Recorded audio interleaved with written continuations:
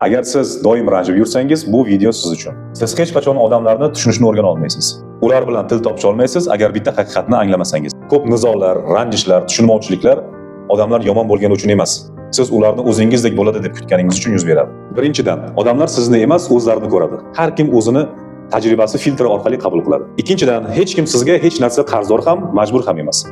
Siz berishingiz mumkin, lekin kutilmalarsiz. Kutish munosabatni majburiyatga aylantiradi. Uchinchidan, hamma siz tushungan narsani tushuna olmaydi.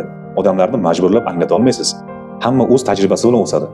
Odamlarni majburlab tushuntirishga bekorga energiya sarflamang. To'rtinchidan, insonning xatti-harakati bu uning o'zi emas. Bu ayni paytdagi holati. Charchagan odam bu boshqacha odam. Beshinchidan, siz hech kimni o'zgartira olmaysiz. Siz faqat o'rnak bo'la olasiz. Kimdir sizga ergashadi, kimdir hayotingizdan chiqib ketadi. Bu normal holat. Odamlarni tushunish o'zingizni tushunishdan boshlanadi. Ichingizda tinchlik bo'lsa, tashqarisi ham ravshanlanadi. Agar bu fikrlar sizga tanish bo'lsa, obuna bo'ling. Biz bu yerda odamlarni emas, o'zimizni tushunishni o'rganamiz.